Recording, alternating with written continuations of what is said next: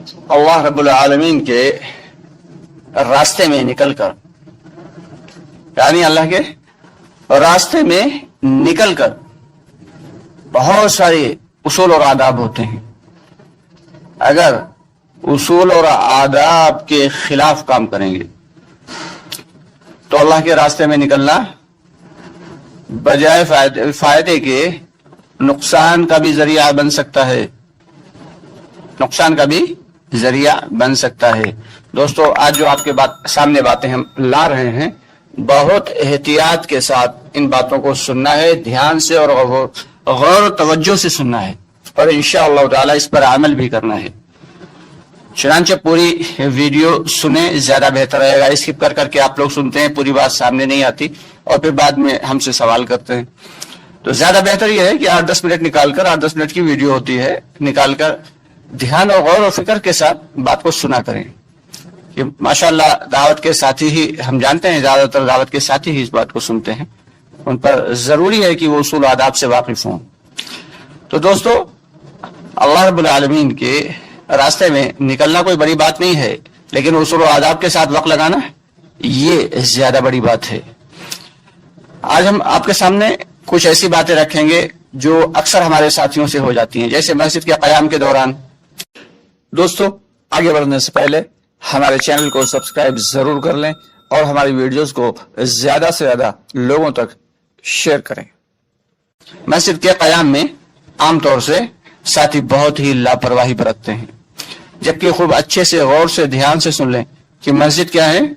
मस्जिदें अल्लाह का घर है, मस्जिदें अल्लाह का घर है।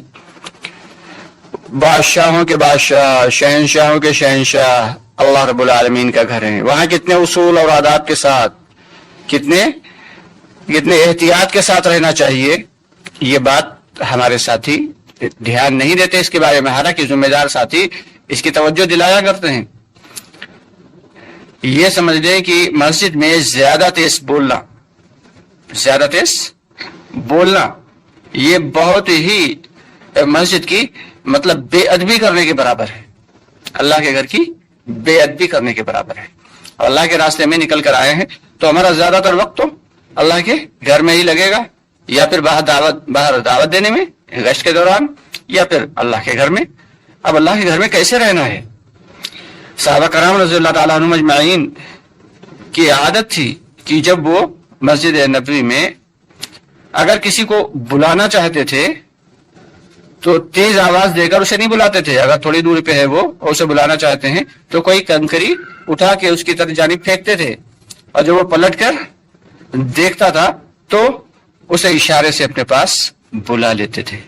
ये थी सहाबा कराम की आदत। मस्जिद का ऐसा एहतराम करते थे कि अल्लाह का घर है।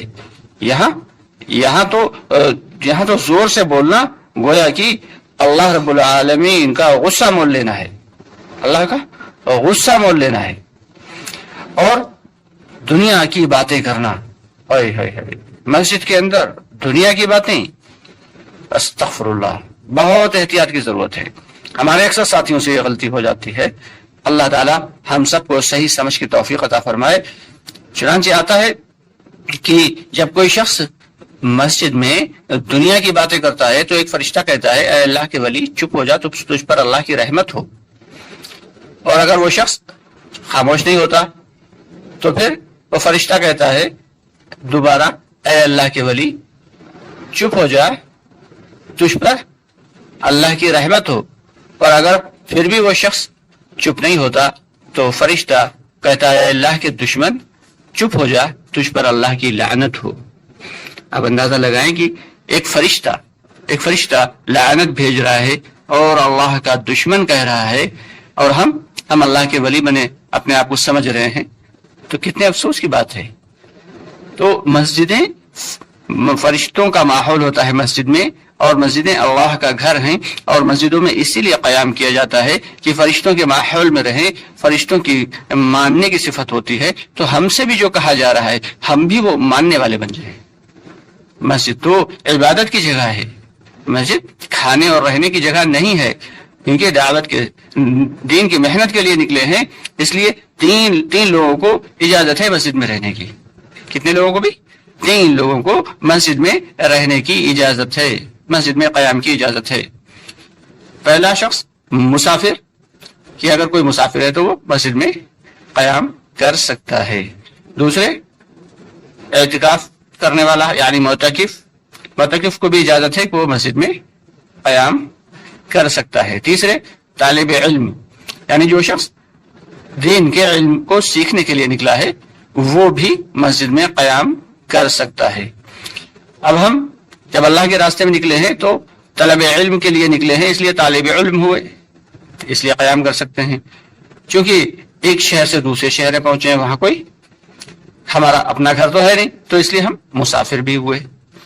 تیسرے یہ کہ مسجد میں ہمیشہ اعتکاف کی نیت سے رہا جائے، اس لیے ہم معتکف بھی بن جائیں، اسی لیے کہا جاتا ہے کہ مسجد میں جب بھی داخل ہوں فوراً اعتکاف کی نیت کر لیں۔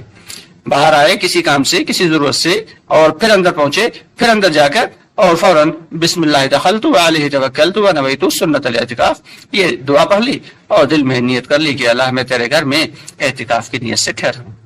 اگر دعا نہیں یاد ہے تو اس کو یاد کر لیں، اور ورنہ صرف دل میں ہی ارادہ کر لیں اعتکاف کا۔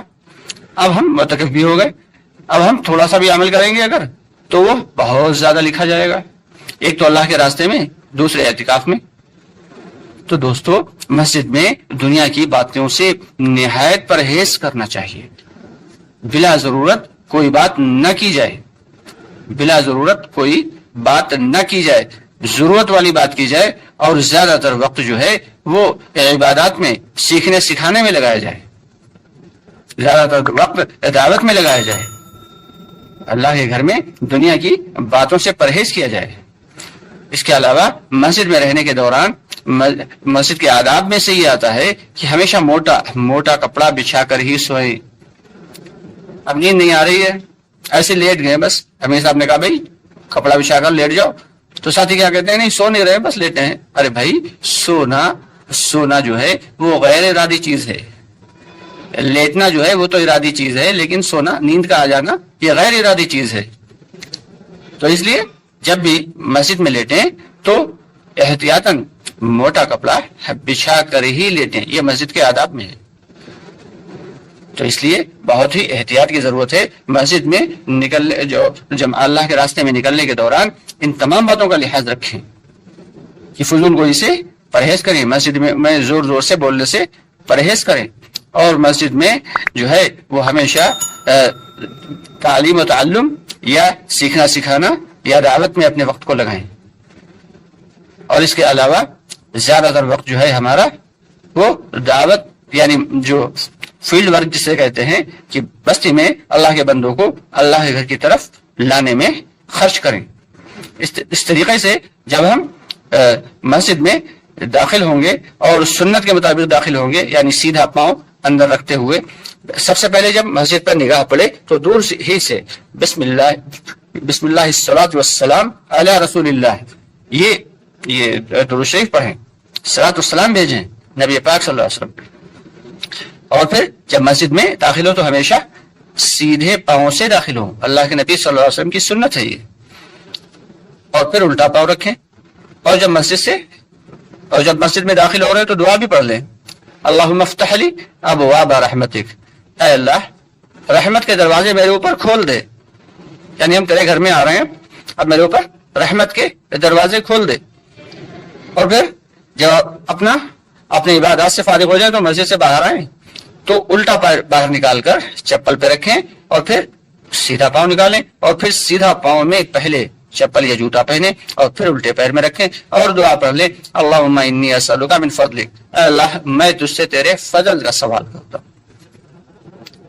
تو دوستو جب ہم سنت کے مطابق مسجد میں داخل ہوں گے اور سنت کے مطابق مسجد میں رہیں گے، اور پھر سنت کے مطابق مسجد سے نکلیں گے، اور جب اللہ کے راستے میں نکلے ہوئے ہیں اور پھر ہمارا زیادہ تر وقت مسجد میں گزر رہا ہے، تو وہ سارا کا سارا سنت کے مطابق ہونا چاہیے۔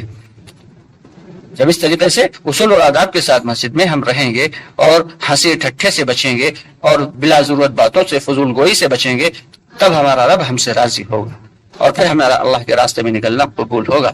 ورنہ اللہ کے راستے میں نکل تو رہے ہیں، محنتیں خوب کر رہے ہیں، دعوتیں خوب دے رہے ہیں، لیکن مسجد میں مسجد میں اصول اور آداب کے ساتھ نہیں رہ رہے ہیں تو اللہ کا قرب نصیب ہوگا یا اللہ کا غصہ؟